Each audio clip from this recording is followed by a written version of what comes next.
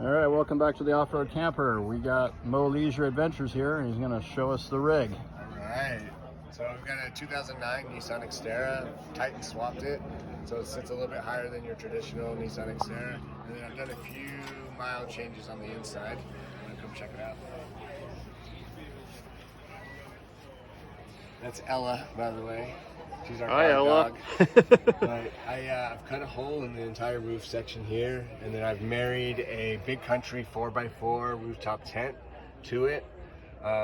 Everything's bolted down to the original riv nuts in the vehicle, and then I've added a few riv nuts where necessary to make sure everything is secured and tight. I redid the whole inside as well. I did 2020 aluminum extrusion. That is a size 2020, not a brand. So you can pick that up on Amazon or anywhere on the internet pretty much. Super easy to work with. I'm super happy with how all of this came out. Did 1/2-inch wood on all the doors. Don't mind the emptiness here. I am living off Expo food. Yeah, we got that. Yeah. All the little storage areas. Built everything in. We've got a sink up top, Dometic Go, 10 gallons of water, gravity feed for the water. This is just a little pump right here, so that feeds everything out of the tank. Induction stove up top, and then which runs on a 240 amp hour battery and a 2,000 watt inverter, and then everything else. 2,000 watts runs it? Yep.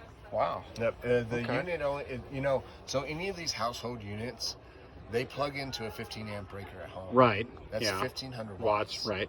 So if a 2,000 watt inverter is plenty to run a heater, any kind of stovetop kind of thing. You could run, let's see, like a pressure cooker style. You see a lot of surge when you fire it up? Nope. Okay. No issues at all. It peaks out. It'll do a surge up to 4,000. Your typical double. Mm-hmm. So if it does go into that range, it never notifies me, and it continues running as it should. So I've been super happy with the induction. If you have the ability to get a large battery in the house of the vehicle for the house battery, then an induction is a great option. You don't have to worry about the wind, the flames. Everything heats up evenly, cooks properly. It's probably one of the best surfaces to cook on. But besides the point. And then up front, I've kept everything pretty much stock in the front. Besides I put brand new 2022 and up Frontier seats. They bolt directly in. We have a video up on All Dogs Off-Road YouTube page. With a full installation for that. So it's really straightforward and simple. So if you're running a second-gen vehicle, start hunting down these third-gen seats. So much more comfortable. Right. Yeah, like, the seat in game mine changer. They're pretty tore up, but they're bad. Yeah, like I'm not even joking. Like I would get back pain on our trip, like our big long drives, I should say. Once I switched over to these, like I'm still an old man. I still get a little bit of back pain. I feel you. But it is 10 times better. Like they are so much more comfortable. Normally there is a bench right here. I was out in Utah and in Colorado, and I jumped it a few times out in Utah, and it ripped this out and damaged it. So I have that out. I'm gonna rebuild it. And then when I was in Colorado, I slammed this corner into an ice wall up in the San Juans at about 11,000 feet. Ooh. And then we've already fixed it, so we've already got the new hatch. Everything's kind of nice and clean now. But next step, I got to do a little paint work. But yeah, not too bad. Otherwise, I've got your traditional Overlander 270 awning. I went with an ostrich wing from Big Country as well. And the reason I went with them is because it mounts directly to their tent, so I don't have a roof rack anymore. That's convenient, yeah, because then you don't have to have a set of mounts mounted on since you don't have a rack. Exactly. So this really works out really well. It's designed. I drilled holes into the side, and because it's a picture frame, it's super strong, and it's able to handle that kind of setup. Each one of these is basically a C channel. Right. That goes in, and then they're all welded at the corner. So very robust. That, in my opinion, is the strongest awning on the market. I've had this out at Yeah, like I've been 50 through. mile an hour gusts. I've been through 3 of them, and freak gusts on the Oregon coast have taken out all 3 of them. Even the one that Yeah. was guaranteed to be windproof. I'll show you the construction on this, and I'm not exaggerating. This is the most.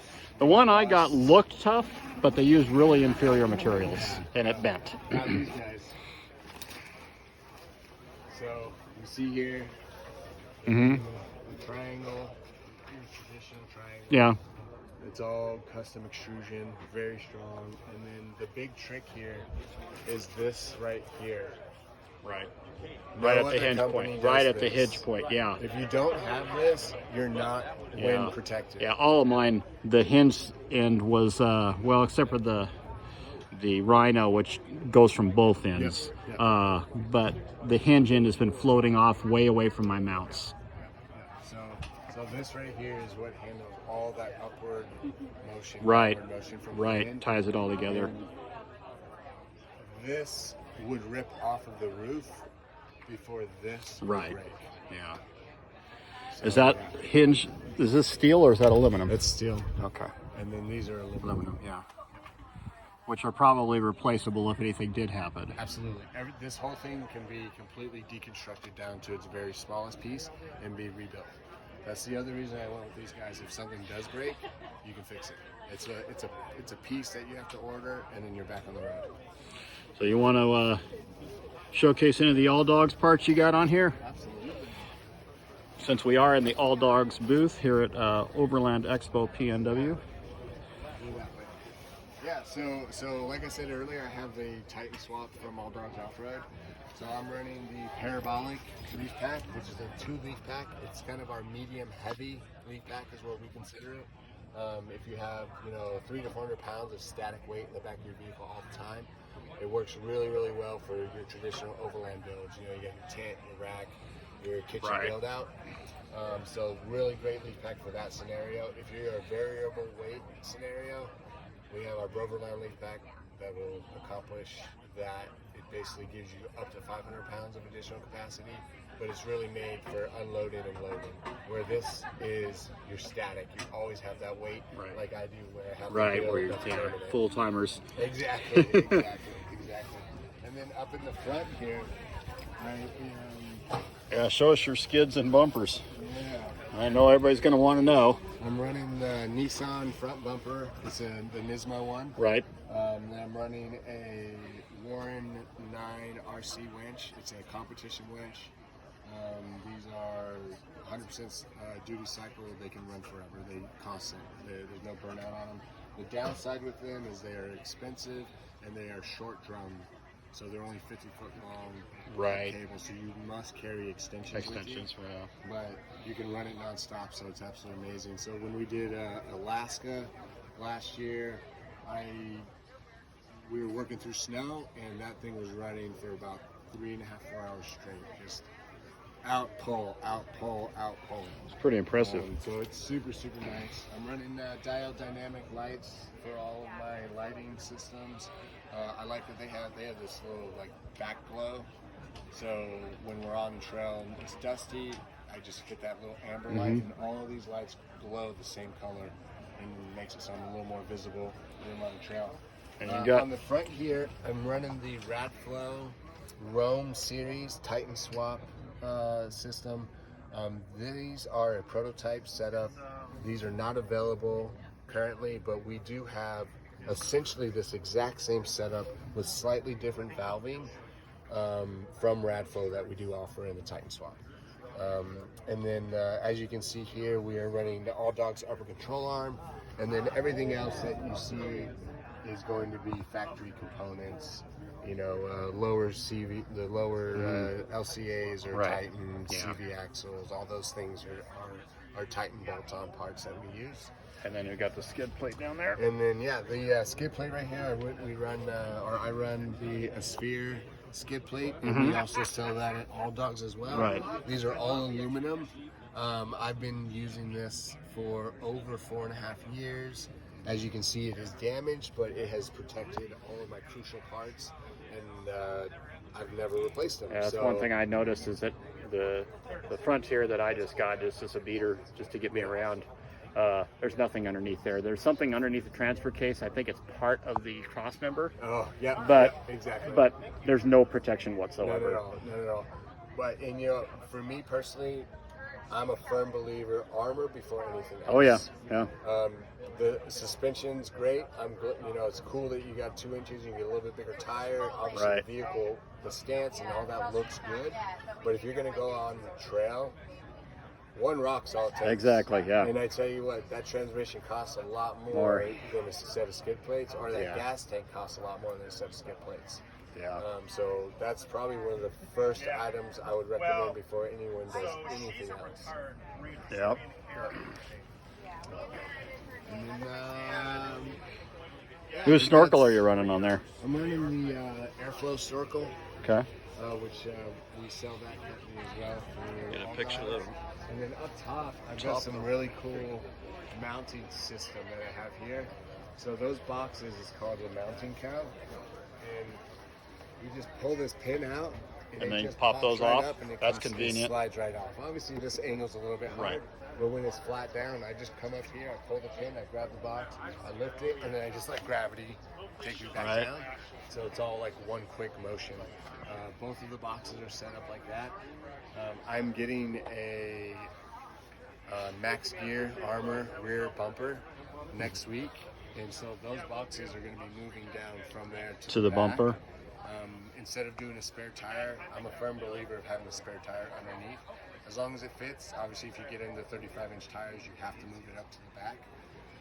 But with this, since I like to keep my spare tire down low, keep that weight down low, I'm going to move these down to the back, and there'll be a garage back there instead of a spare tire.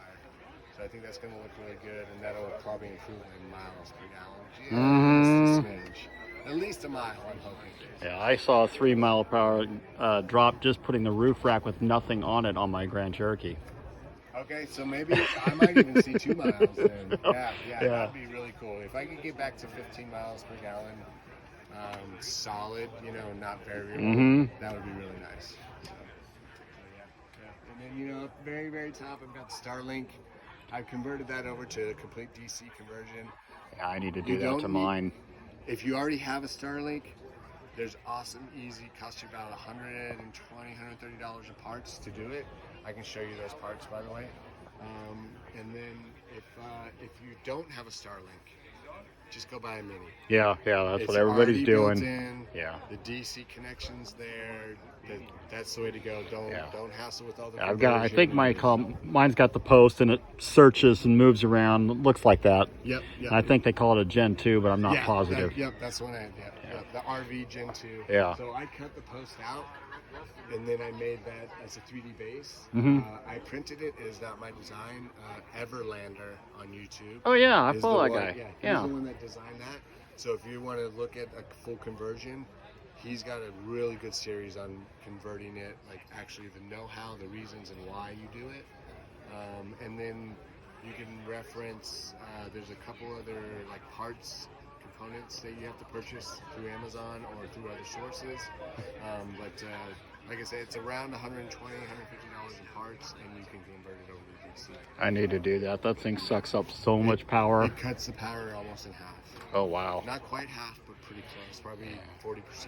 Yeah, it's ridiculous. I mean, like at Idaho, I didn't even put Starlink out. Haven't put it out yet here. Yep. Of course, we got Wi-Fi and internet here, but Yeah.